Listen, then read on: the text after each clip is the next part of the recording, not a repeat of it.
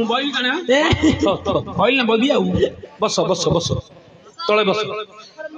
बस है से तल्ला टाकाडे वीरवर तल्ला टाकाडे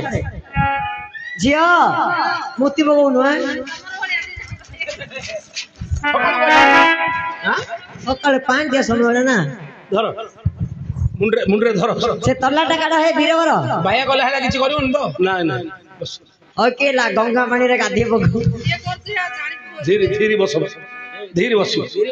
मुंडरे धरियो सीरियल नाच चाल जी खंड खंड होइयो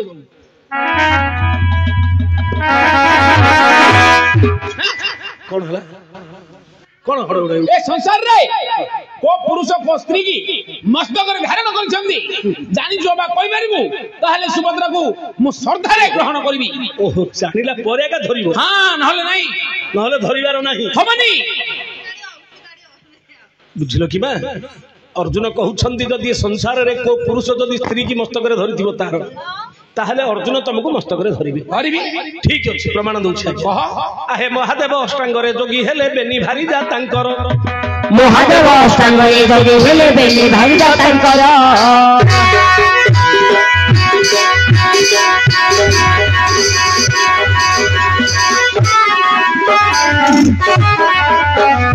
महादेव अष्टांग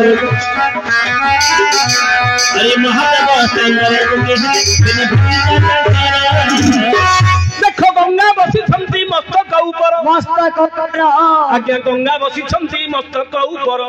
पार्वती बसे कोळोरो वीरा बड़ पार्वती बसे कोळोरो पार्वती बसे कोळोरो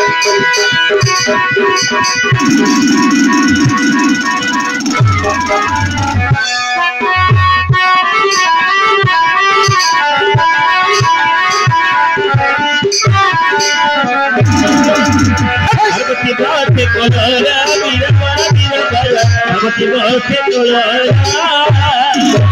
आज्ञा हां आपण पचरले संसार रे को पुरुष स्त्री की मस्तक रे धरिछि ना नाही महादेव अष्टांग रे जोगी हेले बेनी भारी जा तांकर अच्छा ये की देवदेव महादेव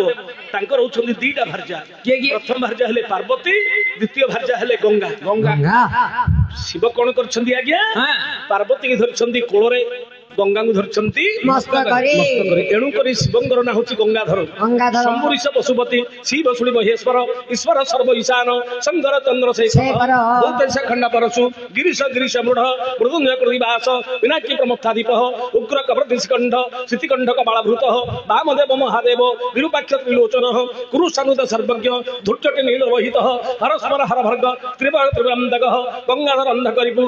गंगाधर अंध करिबु प्रदुंज पुरुषध्वज बेमकेश भव भीम स्थाणुरुद्र उमापति एटा पाटिना मशीन एटा पाटिना मशीन मशीन ले फेल मार दे रे को शिवंगर होची 48 टा ना अच्छा गंगा गोटे ना होची गंगाधर धर गंगा को धरिथिबा जको शिवंगर ना होची गंगाधर तेडु करी शिव गंगा को मस्तक रे धरछ अच्छा तम मते सुभद्रा को धर कथा छिड़ी थिला हां जे को पुरुष जदी जे कि देवदेव महादेव भली लोक जदी स्त्री की मस्तक रे धरछंती शिव भली तांडु बड़ की कोन आ शिवडु तो बड़ रे तबे कोन शिवडु बड़ नाही शिवडु मो छोटो आगे आ नाही छोटो ता शिव धरछंती मस्तक रे गंगा ए शिव नाही आउ देवदेव महादेव मोय शिव कथा कहउथली महादेव करी महादेव जदी धरछंती तबे मते सुभद्रा को मस्तक रे धर द्वार रक्षक शंकर भगवान विश्व जल को सह न करि पारी पार्वती की कोल रे गंगा को मस्तक रे सर्प को गला रे धारण करथिले से परि मु विषपान करिनी सुभद्रा को ग्रहण करिवार नाही ए गोटे काम करनो केडे नियम होंगे पिला डरे हो गला देखियो नाही हो मु विष खाइछि ओ देवदेव महादेव विष खाइते छरतिले तमे गोटे काम करनो तमे एंड्रो सुडिया खाइ दोनो तू खाइ दे रे बांगरा ओडिया धर दो ए जो समुद्र मंथन रो विष उत्पत्ति हेति संसार को रक्षा करिवा पई देवदेव महादेव हळ हळ विष पान करथिले से विष जळ रो रक्षा पाइबा पई पार्वती धरथिले कोळ रे गंगा को धरथिले मस्तक रे चंद्र को रखिले कपाल रे सर्प को धारण कले गळा रे ना नाही हेले आपण कहिबार अर्थ होछ तमे विष खाइनी तेनु करी सुभद्रा को धरिबो नाही अच्छा ठीक अछि जदी विष न खाइ करी के धरथिबो अच्छा विष न खाइ जदी के धरथिबो ताहले सुभद्रा को धरबी ହେଲା ଆଉ ଗୋଟେ କଥା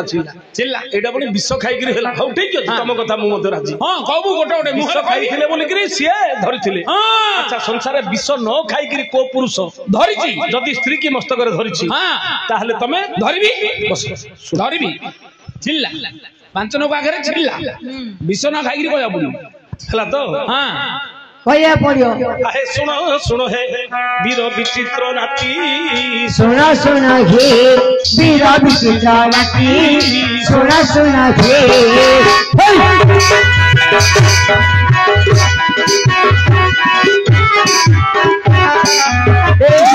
ବୀର ବିଚିତ୍ର ନାତି ଶୁଣ ଶୁଣ ହେ ବୀର ବିଚିତ୍ର ନାତି ଶୁଣ ଶୁଣ ହେ କହିବି କାର୍ତ୍ତିକ କହିବି କାର୍ତ୍ତିକ ଏ କହିବି କାର୍ତ୍ତିକ ପୁରାଣ ରୀତି ଶୁଣ ଶୁଣ ହେ ବୀର ବିଚିତ୍ର ନାତି ଶୁଣ ଶୁଣ ହେ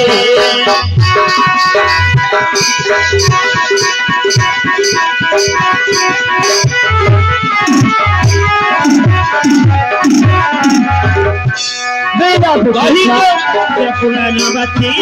শোন শোন হে বীর বিচিত্র নাতি শোন শোন হে ଦେଖ ଥିଲା ଜଳନ୍ଧର ସାଗର କୁମାର ଥିଲା ଜଳନ୍ଧର ସାଗର କୁମାର ମହାବଳିହାର ରାକ୍ଷସମତି ସର୍ବଦେବ ଗଣ ହଟାଇ ଖଟାଇ ଶୁକ୍ର ମୁନି ହେଲେ ତାହାଙ୍କ মন্ত্রী শোন শোন হে বীর বিচিত্র নাতি শোন শোন হে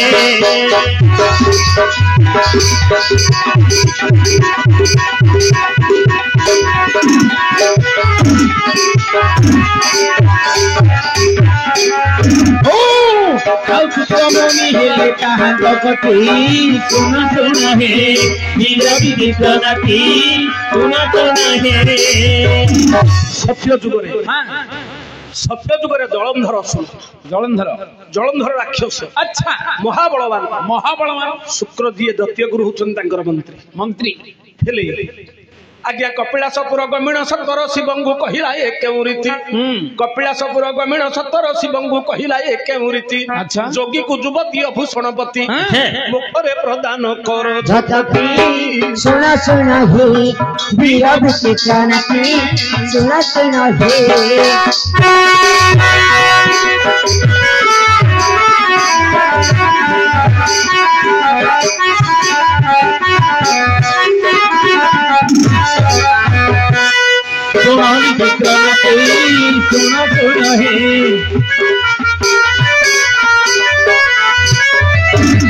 ଦିନେ ଜଳନ୍ଧର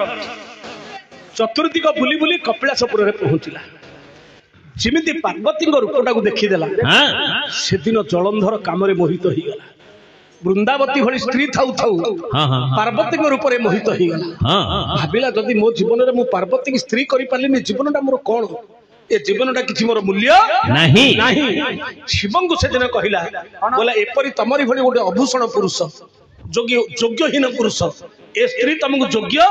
ନାହିଁ ଜଟା ଚୁଟ ବାନ୍ଧିଛ ସାପ ଗୁଡାକ ବେକରେ ବୁଡେଇ ହେଇଛ ହାଡମାଳ ଗୋଟେ ଧରିଛ ପାଉଁଶ ଗୁଡାକ ବୋଳି ହେଇଛ ଗୋଟେ ଅଭୂଷଣ ପୁରୁଷକୁ ଏମିତି ଗୋଟେ ସୁନ୍ଦରୀ ସ୍ତ୍ରୀ ତମକୁ ଯୋଗ୍ୟ ନାହିଁ ସେ ପାର୍ବତୀକି ଦିଅ ମୁଁ ସ୍ତ୍ରୀ କରିବି ଗୋଟେ ପୁରୁଷ ସବୁ ସହିଯିବ ଆଜ୍ଞା ଭଗବାନ ଶିବଙ୍କ ଭଳି ଲୋକ ସହି ପାରିଲେନି ସ୍ତ୍ରୀର ଇଜ୍ଜତ ଉପରକୁ ଯିଏ ଆଖି ଉଠେଇବ କୋଉ ପୁରୁଷ ସହିବ କି ଆଜ୍ଞା କୁହନ୍ତୁ ସଂସାରରେ କୋଉ ପୁରୁଷ କେବେ ସହିପାରିବ ନାହିଁ ନାରୀର ଇଜ୍ଜତ ଉପରକୁ ଯଦି ଜଣେ ଆଖି ଉଠେଇଲେ କୋଉ ପୁରୁଷ ସହିପାରିବ ନାହିଁ ତେଣୁ ଆଜ୍ଞା ଶୁଣି କୋପାନଳ ହୋଇଲେ କହର କଲେ ମହାଘୋର ରଣତା କତି ଈଶ୍ୱର କଣ କଲେ ଜଳନ୍ଧର ସହିତ ଯୁଦ୍ଧ କଲେ ନ ପାରିଲେ ଜିଣି ପ୍ରଭୁ ଶୂଳ ପାଣି ଏ ରୂପେ ଗଲା କେତେ ଦିନ ବିତି ଶୁଣ ଶୁଣ ହେ ବୀର ବିଚିତ୍ର ନାତି ଶୁଣ ଶୁଣ ହେ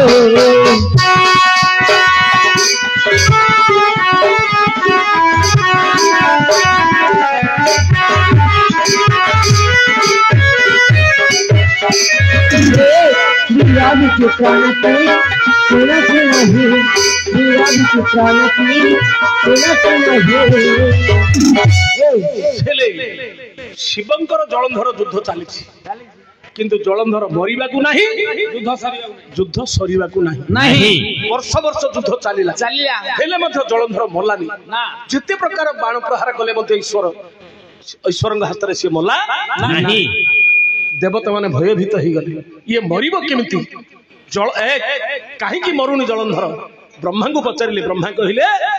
ଯେହେତୁ ତାର ସ୍ତ୍ରୀ ହଉଛି ସତୀ ହଉଛି ବୃନ୍ଦାବତୀ ବୃନ୍ଦାବତୀର ସତୀତ୍ୱ ନଷ୍ଟ ନ ହେଲା ପର୍ଯ୍ୟନ୍ତ ଜଳନ୍ଧର କେବେ ମରିବ ନାହିଁ ଯୋଉ ଦିନ ବୃନ୍ଦାବତୀର ସତୀତ୍ୱ ନଷ୍ଟ ହବ ଅସତୀ ହବ ସେଦିନ ଇଏ ମରିବ ଗୋଟେ ପୁରୁଷର ଆୟୁଷ ପାଇଁ ହଉଛି ଆଜ୍ଞା ନାରୀ ହଉଛି ସତୀ ଗୋଟେ ସତୀ ନାରୀର ଯଦି ଠିକ ପତିବ୍ରତା ଧର୍ମ ଅଛି ତାହେଲେ ସେ ପୁରୁଷର ଆୟୁଷ ଆଗେ ବଢି ଯାଇଥାଏ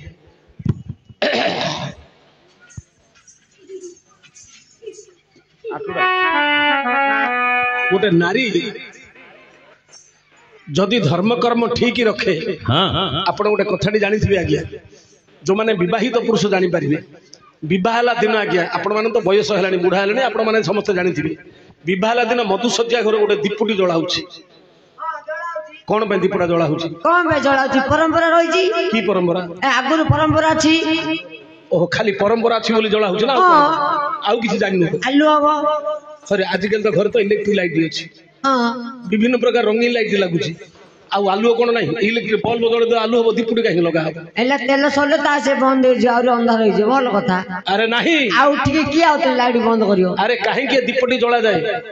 ମନ୍ଦିରରେ କାହିଁକି ଦୀପଟି ଦିଆଯାଏ ମଧୁଶଯ୍ୟା ଘରେ କାହିଁକି ଦୀପଟି ଜଳା ହଉଛି ଏ ଦୀପର ରହସ୍ୟ କି ଆମେ ବୁଝିଛେ କି ବୁଝିନେ ଦୀପ ତ ଜଳା ହଉଥିଲା ଆମେ ମଧ୍ୟ ଜଳେଇଛେ ଆରେ ଦୀପଟା କାହିଁକି ଜଳାଯାଏ ମଧୁଶଯ୍ୟା ଘରେ କାହିଁକି ଦୀପରେ ତେଲ ଥିଲେ ଯାକ ଦୀପଟା ଜଳୁଛି ତେଲ ଯୋଉଦିନ ସରିଯିବ ଦୀପଟା ଲିଭି ଯାଉଛି ନା ନାହିଁ ଆରେ ଶରୀର ହଉଛି ମାଟିର ଦୀପ ଏ ଶରୀର ହଉଛି ମାଟିର ଦୀପ ଆୟୁଷ ହଉଛି ତେଲ ଜୀବନ ହଉଛି ସଳିତା ଏ ଜୀବନ ସଳିତା ଜଳୁଛି ଆୟୁଷ ରୂପକ ତେଲ ଥିଲେ ଯାକ ଜୀବନ ସଳିତାଟା ଜଳି ଥାଉଛି ଯେତେବେଳେ ତେଲ ସରିଯାଉଛି ଇଏ ଆୟୁଷ ସରିଯାଉଛି ତାପରେ ତେଲ ସରିଗଲେ କଣ କରୁଛେ ଦୀପଟାକୁ ଫିଙ୍ଗି ଦଉଛେ ଲିଭିଗଲା ପରେ କଣ କରୁଛେ ମାଟିର ଦୀପଟାକୁ ଫିଙ୍ଗି ଦଉଛେ ଏ ଶରୀରଟା ହଉଛି ଗୋଟେ ମାଟିର ଦୀପ ଆକୁ କଣ କରାହଉଛି ଆଜ୍ଞା କଣ କରାହଉଛି ଆକୁ ଫିଙ୍ଗା ହଉଛି ନା ନାହିଁ ଦୀପକୁ ଯେମିତି ଫିଙ୍ଗା ହଉଛି ଏ ମଣିଷକୁ ଚେତନା ଦିଆ ହଉଛି ଦୀପଟା ଜାଳିକିରି ବାପ କାହିଁକି ମହାଦେବ ପାଖରେ ଦେବତା ପାଖରେ ଦୀପଟି ଜଳା ହଉଛି ଆରେ ଦୀପରେ ଯେମିତି ତେଲ ଦେଲା ଯାକ ଦୀପଟା ଜଳି ଥାଉଛି ତେଲ ସରିଗଲେ ଦୀପଟା ଲିଭି ଯାଉଛି ଲିଭିଗଲା ପରେ ଦୀପ ଯାକ ନେଇକି କଣ କରାଯାଉଛି ବାହାରେ ଫିଙ୍ଗା ହେଇଯାଉଛି ଏ ଶରୀର ହଉଛି ଆମର ମାଟିର ଦୀପ ଆୟୁଷ ହଉଛି ତେଲ ଜୀବନ ହଉଛି ସଳିତା ଯୋଉ ଦିନ ତେଲ ସରିଯିବ ଏ ଜୀବନ ଦୀପଟା ଲିଭିଯିବ ସେଦିନ ଏ ମାଟି ଦୀପକୁ ଫିଙ୍ଗା ହେଇଯିବ ହେଲେ ମଧୁଶଯ୍ୟା ଘରେ ଯୋଉ ଦୀପଟା ଜଳା ହଉଛି କାହିଁକି ନାଇଁ ମଣିଷକୁ ଚେତନା ଦିଆ ହଉଛି କଣ ପାଇଁ ସେଦିନ ଯୋଉ ବାଜା ବଜେଇକିରି ଡିଜେ ଲଗେଇକି ପଟୁଆର କରିକି ଭୋଜି ଭାତ କରିକି ଅହଙ୍କାର ଯେ ଆଜି ବିବାହ ହଉଛି ମୋ ସ୍ତ୍ରୀଟି ଆଣୁଛି ବୋଲି ସେଦିନ ଏତେ ବଡ ଗର୍ବ କିନ୍ତୁ ସେ ଜାଣିପାରୁନି ଯେ ତାର ଏ ଯୋଉ ବିବାହ ହେଲା ପରେ ବିପତ୍ତିରେ ତା ପାଖକୁ ଏଇଠି ପହଞ୍ଚିଲାଣି ତାକୁ ସେଠି ଚେତନା ଦିଆ ହଉଛି ବିପତ୍ତିରେ ସ୍ୱାଗତ କରୁଛି ଏ ଯୋଉ ବାଜା ବଜେଇଲା ସମୟରେ ବାଇଦ ବଜଉଛି କଣ ପାଇଁ ବାଇଦ ବଜେଇକି କଣ ପାଇଁ ବିବାହ ହଉଛି ଜାଣିଛ କଣ ପାଇଁ କଣ ପାଇଁ ବାଇଦ ବଜା ହଉଛି আজি শুণ ডব ডব ডব ডব খব আজি শুণ মু আজি পর্যন্ত ভালরে থিলি সুখ সদারে থিলি মু যাহা কলে মধ্য কে কিছু কৌনথিলে মু আজি বাহুছি গাঁ লোক দাণ্ডে যা কিড়াকু ঘর ভিতরে মাইলি গাঁ লোক ডব ডব ডব খব ବାଜା ବଜେଇକିରି ଜଣା ହଉଛି ଯେ ଏ ଯୋଉ ସୁଖଟା ଥିଲି ଏଥର ଦୁଃଖକୁ ମୁଁ କିଣି ଆଣିଲି ହେ ଗାଁ ଲୋକେ ଏଥର ଶୁଣ ମୁଁ ଯୋଉ ସୁଖରେ ଥିଲି ଏଥର ମୁଁ ଦୁଃଖଟାକୁ କିଣିକିରି ଆଣିଲି ଗାଁ ଲୋକ ଜଣା ହଉଛି ନିଜେ ଶୁଣେ ସେ କଥା ଖାଲି ନାହିଁ ଖାଲି ସେ କଥା ନାହିଁ ବିବାହ ହେଇଥିଲା ଯାକ ବାପା ମା ତୁ କେତେ ଭଲ ଖରାପ କରେ ଦୁଷ୍ଟ ହେ କୋଉ ବାପା ମା କିଛି କହିବେନି ବିବାହ ହେଇଗଲା ପରେ ନା ବାପା ମାର ହେଇପାରିବୁ ନା ମାଇପର ହେଇପାରିବୁ କୁଆଡେ ହେଇଯାଉନି ଆରେ ଶୁଣେ ଗୋଟିଏ ମୂଷା ପ୍ରାଣ ବିକଳରେ ଗୋଟେ ବିରାଡି ତାକୁ ଗୋଡେଇଲା ଗାତ ଭିତରେ ପଶିଗଲା ହେଲେ ଗାତ ଭିତରେ ପଶିଲା ବେଳୁ ସେ ଗାତ ଭିତରେ ଆଗରୁ ସାପୁଟି ଅଛି ନାଗ ସାପ ସେ ଭିତରେ ହେଲେ ଦେଖିଲା ଯଦି ଭିତରକୁ ଯିବ ସେଟା ନାଗ ସାପ ଫଣା ଟେକିରି ଅନେଇକି ରହିଛି ସିଏ ଖାଇବ ବାହାରକୁ ଆସିବ ବିରାଡି ଜଗିଛି କୁଆଡକୁ ଯିବ ମତେ କୁହ ଯଦି ଭିତରକୁ ପଶିବ ନାଗ ସାପ ଜଗିଛି ଫଣା ଟେକିକି ଗାତ ଭିତରେ ଅଛି ସାପ ଆଗରୁ ଗାତ ଭିତରେ ପଶିଗଲା ନାଗ ସାପ ସେଇ ଭିତରେ ଅଛି ଛଣା ଟେକିରେ ଅନେଇ ରହିଛି ଯିବ ଭିତରକୁ ନାଗ ସାପ ଖାଇବ ଇଆଡେ ବାହାରକୁ ବାହାରିବ ବିରେଇ ଜଗିଛି ଏ ଶଳା କୁଆଡର ନାହିଁ ଗଲେ ମଲି ନ ଗଲେ ମଲି ଏ ମଣିଷ ହଉଛି ଆଜି ଏ ପ୍ରକାର ଗୋଟେ ପଟେ ନାଗ ସାପ ଗୋଟେ ପଟେ ବିରାଡି କଣ କରିବୁ ଆରେ ତୁ ଯଦି ମାର କଥା କହିବୁ ସିଆଡେ ସ୍ତ୍ରୀ ସାଥିରେ ବିଷୁଖିଆ ସ୍ତ୍ରୀର କଥା କହିବୁ ବାପା ମା ସାଥିରେ ବିଷୁଖିଆ ହବୁ କାହା କଥାଟା କରିବୁ କହ ସତ କଥା ମାମୁ ସମୁଦ୍ର କଥା କରିବାକୁ ପଡିବ ସଂସାରରେ ସମସ୍ତଙ୍କର କେବେ ପାଳନ ହେଇପାରୁନାହିଁ ଏଣୁ କରି ଆରେ ଯୋଉ ଦୀପଟି ଜଳା ହଉଛି ସେଦିନ ଏ ଜୀବନ ଦୀପରେ ଯୋଉ ନିଆଁଟା ଲଗା ହେଲା ଏ ନିଆଁ ହଉଛି ନାରୀ ନାରୀ ସେଦିନ ତାକୁ ସଚେତନ କରାହଉଛି ବାପାରେ ଏ ଯୋଉ ନାରୀର ନିଆଁ ଆଜି ଜଳିଲା ଆଜି ଜାଗ୍ରତ ହେଇକିରି ଜଳିବ ଯଦି ହୁତୁ ହୁତୁ ଜାଳିଦବୁ ତେଲ ବେଇକି ସରିଯିବ ଦିକି ଦିକି ଜଳିବ ଟିକେ ଆୟୁଷଟା କେତେ ଦିନ ବଞ୍ଚିବ ରେ ବାପା ଏଣୁ କରି ଏ ଯୋଉ ବ୍ରହ୍ମ ରୂପକ ତେଲ ଆଇଷ ରୂପକ ତେଲକୁ ଜାଗ୍ରତରେ ଜାଳେ ଯଦି ହୁତୁ ହୁତୁ ଜାଳିଦବୁ ସରିଯିବ ତେଲ ତାପରେ ଦୀପଟା ଲିଭିଯିବ ସରିଯିବ ଆଉ ତେଣୁ କରି ଏଠି ସତର୍କ ବାଣୀ ଦିଆ ହଉଛି ସତର୍କ ବାଣୀ ଶୁଣୁଥା ନହେଲେ ବେଇକି ସରିଯିବ ବାପା ହେଲେ ଆଜ୍ଞା ବିଷୟଟା ଇଆଡେ ଯିବି ତତ୍ତ୍ୱଜ୍ଞାନ ଟିକେ ପଳେଇଲି ହେଲେ ବୃନ୍ଦାବତୀର ସତୀତ୍ୱ ନଷ୍ଟ ନ ହେଲା ଯାକ ଜଳନ୍ଧର ମରିବ ନାହିଁ ଦେବତା ମାନେ ଚିନ୍ତା କଲେ କେମିତି ହେଲେ ସତୀତ୍ୱ ନଷ୍ଟ କରିବ କିଏ କରିବ ଭଗବାନଙ୍କୁ ପ୍ରାର୍ଥନା କଲେ ଭଗବାନ କଣ କଲେ ସେ ଜଳନ୍ଧର ରୂପକୁ ଧରିଲେ ଆଜ୍ଞା ତା ଭାରିଜା ସତୀ ଅଟେ ବୃନ୍ଦାବତୀ ତାକୁ କପଟେ ହରିଲେ ଶ୍ରୀପତି ତା ଭାରିଜା ସତୀ ଅଟେ ବୃନ୍ଦାବତୀ ତାକୁ କପଟେ ହରିଲେ ଶ୍ରୀପତି ବୃନ୍ଦାବତୀର ସତୀତ୍ୱ ଥିଲେ ଦେଖ ଜଳନ୍ଧର ମରୁନଥିଲା ଯେତେବେଳେ କି ଭଗବାନ ବିଷ୍ଣୁ ଜଳନ୍ଧର ରୂପ ଧରି ତାର ସତୀତ୍ୱ ନଷ୍ଟ କଲେ ଜଳନ୍ଧର ମହିଲା ସ୍ଥିର ବୁଦ୍ଧବା ହୋଇଲା ତାର ଯୁବତୀ सुना सुना है विराट चित्रनाथी सुना सुना है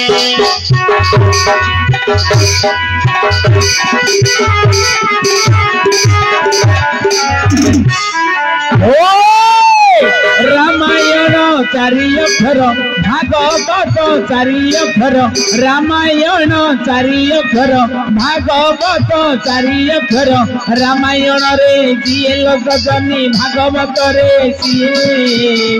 जगन्नाथ चारि अक्षर नंदी घोष चारि अक्षर नवघन चारि अक्षर जनार्दन चारि अक्षर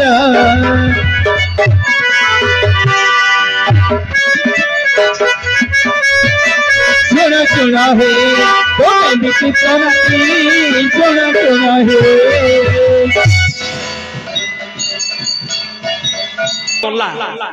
ବୃନ୍ଦାବତୀର ସତୀତ୍ୱ ନଷ୍ଟ ହେଲା ସେଇଠି ବୃନ୍ଦାବତୀ ଭଗବାନଙ୍କୁ ଅଭିଶାପ ଦେଲେ କଣ ବୋଲି କହିଲେ ହେ ପ୍ରଭୁ ଆପଣ ପରା ଧର୍ମ ପୁରୁଷ ମର୍ଯ୍ୟାଦା ପୁରୁଷ ଆପଣ କାହିଁକି ମୋ ସତୀତ୍ୱକୁ ନଷ୍ଟ କଲେ ଅଭିଶାପ ଦେଉଛି ତମେ ଆଜିଠୁ ପଥର ହେଇଯାଅ ଶାଳଗ୍ରାମ ରୂପରେ ତମେ ପୂଜା ପାଇବ ବୃନ୍ଦାବତୀଙ୍କ ଅଭିଶାପରେ ବିଷ୍ଣୁ ହେଲେ ଶାଳଗ୍ରାମ ବିଷ୍ଣୁ ମଧ୍ୟ ଅଭିଶାପ ଦେଲେ ତମେ ମଧ୍ୟ ବୃନ୍ଦାବତୀ ତୁଳସୀ ବୃକ୍ଷ ରୂପରେ ମର୍ତ୍ତ୍ୟରେ ଜନ୍ମ ହବ ତୁଳସୀ ବୃକ୍ଷ ହେଇକିରି ଜନ୍ମ ହବ ଭଗବାନ ବିଷ୍ଣୁଙ୍କ ଅଭିଶାପରେ ବୃନ୍ଦାବତୀ ତୁଳସୀ ବୃକ୍ଷ ରୂପରେ ଜନ୍ମ ହେଲେ ହେଲେ କହିଲେ ପ୍ରଭୁ ମତେ ଅସତୀ କଲ ଏ ସଂସାରରେ ମୁଁ ନିନ୍ଦା ପାଇବି ଆପଣ କାହିଁକି ମତେ ଅସତୀ କଲେ ଭଗବାନ କହିଲେ ତମକୁ ଅସତୀ କଲି କିନ୍ତୁ ସତୀ କରିବି କଳି ଯୁଗରେ ତମକୁ ମସ୍ତକରେ ଧାରଣ କରିବି ସତୀ ଚଉରା ହେଇକିରି ଗାଁରେ ତମେ ପୂଜା ପାଇବ ମୁଁ ହେବି ଚଉରା ତମେ ମୋ ମୁଣ୍ଡ ଉପରେ ରହିବ ଲୋକେ ଦେଖିବେ ସତୀ ଚଉରା ତମ ପତ୍ର ପଡିଲା ମୋ ଭୋଗ ଲାଗିବ ତମ ଉଚ୍ଛିଷ୍ଟ ମୁଁ ଖାଇବି ତେଣୁକରି ତୁଳସୀ ପତ୍ର ନ ପଡିଲା ଯାକ ବିଷ୍ଣୁ ଭୋଗ କେବେ ହୁଏ ନାହିଁ ଦିନ 16 ଘଡ଼ି ରାତି ପହଡେ ଘଇତା ଉପରେ ମାଇପ ଚଢେ ଏ ଶାଳଗ୍ରାମ ଉପରେ ତୁଳସୀ ପତ୍ରଟି ଚଢାଉଛି ତୁଳସୀ ହେଲା ନାରୀ विष्णु हेले पुरुष शालग्राम उपर तुलसी पत्रटी दिन 16 घड़ी राति पहड़े पर्यंत तुलसी शालग्राम उपर तुलसी पत्र चढ़ा एणु करी भगवान विष्णु तो विष खाई नथिले वृंदावती के मस्तक धरछंती ना से कहिथिलो विष न खाई किए धरि